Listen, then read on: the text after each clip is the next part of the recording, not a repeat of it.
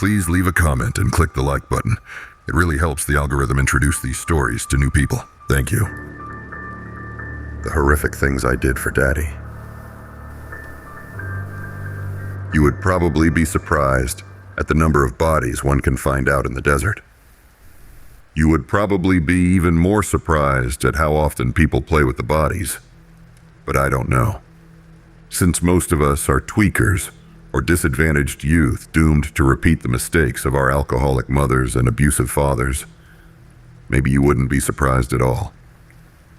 My best friend Cameron found last winter's corpse du jour, an old man in a dilapidated trailer. A white beard matted with corpse juice hung past his bony knees, so Cameron bought him a Santa hat from the Dollar Tree and christened him Satan Claus. Satan Claus was a popular attraction among the high desert's underbelly until Gidget Gagnon blabbed to her brother, who was a deputy sheriff. This pissed Cameron off. He didn't grow up here, so he didn't understand the rules. There's always a snitch. There's always a whiner. There's always a freak. And there's always someone who fantasizes about killing you. Even if he understood, he'd never have believed that I was both the freak and the person who fantasized about killing him. I'd known Cameron since we were teenage patients at a county psychiatric facility. It was the first time in our lives either of us ever had security or structure. I miss it, honestly. We moved in together the second we could. For the record, we weren't lovers. We never even experimented. I couldn't separate sex from trauma and didn't particularly want to try, so I was voluntarily celibate. This enchanted Cameron because he has a Madonna whore complex the size of Babylon. I was his pure, unsullied princess. This is why he paid half my bills, supported me emotionally, and asked nothing in return. That's not to say he didn't have sex. Cameron was a bona fide man whore. That's the only reason he went to raves and parties. The girls. We were at just such a party the night I met Daddy. The party was in a bashed-up warehouse that smelled like roadkill and alcohol. Cameron stayed glued to my side for a while, I guess to make sure no one else swooped in to fuck his Madonna off her pedestal. But it didn't last. It never does. A girl I recognized vaguely, waist-length black hair and makeup you could scrape off with a putty knife, was eyeing him ostentatiously. I thought it was disrespectful. To the untrained eye, Cameron and I were a couple after all. Cameron was drunk by this point. He gets handsy when he's drunk, even with me. So I cuddled up and wrapped myself around him. He was enjoying it. Cuddling doesn't break the Madonna pedestal. It just makes him feel special. But I messed up. We were sitting in the corner, starting to play around. He was looking at me in a way no one else ever does. Bright and warm and hopeful, like I'm the most important person in the world. I could feel myself teetering on the edge of the pedestal. Then he leaned in to kiss me. I panicked. Before I knew it, I was running. I pretended I was flying, that I'd dash outside and leap into the air, taking flight among the mad whirl of constellations. I could almost see it. The warehouse shrinking as I gained altitude, the night wind cooling the sick heat inside me. For a mad moment, felt the feathers sprouting from my skin, itchy and hard and growing fast. I made it outside and halted. No feathers, no flight, no night wind scraping the brokenness away. By the time Cameron found me, the night's chill had settled into my bones, and I was shivering. Only when he tapped my shoulder did I realize I'd been crying. I wiped my eyes hastily and turned. The black-haired girl lingered several feet away. She had a small smile, halfway between anxious and satisfied. "Hey," Cameron slurred slightly. "Demetria and I are leaving. Will you get home okay?" "Her name's not Demetria," I said in as bored a tone as I could muster. "It's Brittany." All at once, he looked a lot less drunk. "You know her name doesn't matter, don't you?" We stared at one another for what felt a terribly long time. He was waiting for something, and I knew it. But I couldn't give it. Even if I could, I'd stop mattering the second he got it.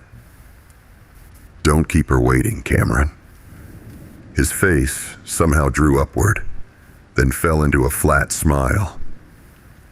He gave me a half-assed wave and left with Demetria. I counted to 1,000, then went back inside. A humid rush of sweat, piss, and beer burps crashed over me like a wave. The crowd writhed and squirmed like maggots. Music blared. Bargain bin lights spun over everything. It all seemed so pointless. Nothing would be accomplished here tonight. Nothing would ever be accomplished here on any night. I looked down at the floor. Amid the chewing gum, spilled drinks, gouges, and stains, I saw 3 words written in black Sharpie. Come to Daddy. An arrow underneath pointed east. I looked up at the pointless party, and I thought of Cameron, of the way he looked at me. He'd be giving that look to Demetria just now. I followed the arrow. Halfway across the warehouse was another message and another arrow. Keep coming. I followed it to the back wall, to another Sharpie message. Hurry, Daddy's waiting for you. This arrow was absurdly long and pointed to a bland door I wouldn't have noticed otherwise. I opened the door. Cold, foul air swept over me. I gulped a deep breath. It was preferable to the sweat-heavy humidity behind me. Before me was a set of rickety metal stairs. I descended and found myself rewarded with another message. Daddy's coming through the back. I turned into a low concrete corridor lit by flickering fluorescent lights. Something came into view at the other end. Bony, huddled, and terribly small. A body. Its head lay tilted against the wall, open jaw yawing up at the ceiling. Overhead, painted in streaky letters, was a single word. Daddy. An oil drum sat next to Daddy. I withdrew, gagging, when I saw the half-rotten sludge of dead vermin at the bottom. A nightstand sat on his other side, bearing a plastic container filled with Hershey Kisses. A hand-lettered sign read, Give Daddy a kiss. This crazy bullshit was enough to salvage the night. Smirking slightly, I unwrapped a kiss and popped it into Daddy's gaping mouth. A second later, he shuddered and began to chew. His head lolled weakly. With a heavy grunt, he flopped forward so that his eye sockets were trained on me. Something glinted within, dark and iridescent like dirty oil. He swallowed the kiss and spoke. What do you want from me? Terror and mirth whirled together in a mad tornado. What? He lurched forward, desiccated body hitting the concrete with a clatter. I can give you one thing. Any one thing. What shall it be? I thought about it. I really did. If wish-granting, Hershey-loving corpses exist, might as well take advantage of the wish. Except I didn't know what to wish for. I didn't want to be normal. People like Demetria are normal. I didn't want another life. Why bother, when I barely want to live? I couldn't have Cameron. He'd have to turn into something he's not, before that would ever be a possibility. I didn't want money. I didn't want a house. I didn't want a better job. All of these are changes. At some point, every change causes pain. I've had enough pain for a lifetime. I don't know, I said. Daddy's dark eyes flared. That does complicate things. He smiled. Papery skin cracked and split like porcelain varnish. But it makes them interesting. Give me a rat. He pointed to the vermin barrel. I need protein. It didn't occur to me to resist. This was the first time in memory that I actually felt alive. I snatched a mushy tail from the morass. Only half a rat emerged, melting into translucent rot before my eyes. I tossed it at Daddy, who lunged like a spaniel and caught it in his mouth. He swallowed it whole, then said, "I can tell you the deepest desire of your heart and give it to you." Why? Because I can. This was the only justification I recognized, the only one I believed, the only one that made sense. Then do it. Not that simple. I need energy. More rats? Well, of a kind, he chuckled. But not exactly. He watched me expectantly. Those sockets glinted madly, reflecting every color under the sun, and several I couldn't describe. Music thumped from upstairs, loosing trickles of dust and reverberating through Daddy's lair. I don't get it. People. I need people. Or rather, parts of people. Skin, eyes, hair, livers. I eyed him suspiciously, wondering just how fast this monkey's paw motherfucker could run. You could get all of those from me. You're my client. Clients pay the provider's price. You pay this provider's price in bodies. I need 2 eyes, 2 lungs, 1 stomach, 1 liver, 1 skin. He continued, rattling off seeming every organ in the human body. Then he finished. And each must come from a different person. I contemplated this briefly. You'll show me what I want. Something, I added silently, that will make me happy. And you'll give it to me? I swear on my name. Which is... He wagged a finger. Sorry, darling. Names are power here, but an oath upon my name, spoken or otherwise, is unbreakable. I watched him. He smiled widely. The thin remains of his mummified skin split and flaked off like snow. Under the lights, he looked like a cross between a Halloween decoration and a bad Photoshop project, except for his eyes, those dark, writhing masses of nearly hidden color. I turned around and went back up to the party. Almost immediately, I spied a long, shimmering curtain of black hair across the floor. For a triumphant moment, I thought it was Demetria, but no. She resembled Demetria, though, and that was enough for me. She wandered around nervously, a tragically overgrown little girl lost. I kept my eyes closed until Daddy cleared his throat. He'd grown skin, thick and fleshy, lipless. It reminded me absurdly of a squashily upholstered sofa. Dull, cracked teeth glinted in the recessed mouth. Will I have more tonight? I got Daddy a stomach, 2 eyes, and a liver before the night was done. I chose dirty, dusty men, the kind that looked as if they'd been sucked dry. Homeless tweakers, people who, for all intents and purposes, have already disappeared. I know how sick it is, but please try to understand. The only things I ever feel are fear and panic, and that only happens when someone touches me unexpectedly. Can you imagine what it's like? To be dull and empty like a reptile? Except when you're accidentally triggered into reliving the worst moments of your awful life. I'd have given anything to change that. Anything to have something that would make me happy.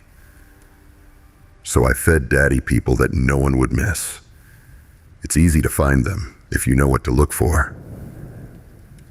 Men with sucked-in faces who ride children's bicycles, women with nice bodies and ancient haunted faces, dust-caked teenagers, and old men sleeping under tarps in the desert. It took a month. In that month, Cameron began to date Demetria. She spent more time in my apartment than I did. After I walked in on her blowing him after a long shift, I went to my room, started to pack. I don't have much, so it didn't take long. Cameron caught me as I dropped the last bag in the trunk. His eyes were wet. "She doesn't mean anything," he said.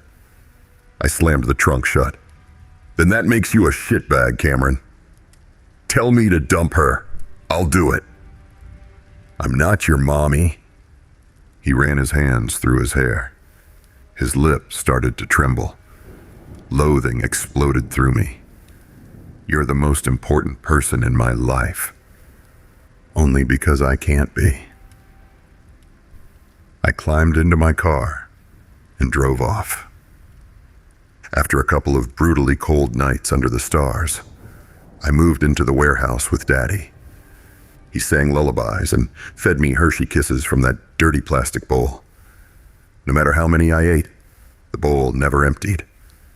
Daddy didn't expect conversation, affection, or any attention at all. All said and done, it was a relief. I still went to work, of course. Cameron came in every night. I felt a cruel surge of triumph whenever he wandered in. He still looked at me as he always had, like I was the only person that mattered. Then Demetria followed him. The fight was a truly spectacular example of a white trash beatdown. He and Demetria were banned, and I got written up. It didn't really bother me. That night, I found a raggedy fat man in foul-smelling clothes out behind the restaurant. I told him he could stay at my house if he wanted. He was slow, childlike, and took me at my word. Daddy ate him quickly and spit the bones into the rat barrel. Then he burped, enormous fleshy cheeks beating like sails in the wind, and sat down. "We're almost done," he said. "Only one body left." I did a quick calculation. 2, a heart and a brain. He chuckled indulgently. "I've had a brain all this time. All I need is a heart." By this time, Daddy looked like a cross between Nosferatu, Frankenstein's monster, and a Picasso painting. Pale, fleshy, and muscular, with ridiculous Fabio hair and a thick, indecently red mouth that didn't quite fit his skin. He had one green eye and one brown eye. In place of whites, that murky, oily rainbow continued to swirl. "I'll find it tonight," I told him. He hesitated, theatrically. "There's a special rule for the heart." My skin tightened. "I need your heart." My pulse beat slow and heavy in my throat. "That's against the rules." He laughed. "You misunderstand. I don't need this." He tapped my chest. "Tired little muscle. I need your heart.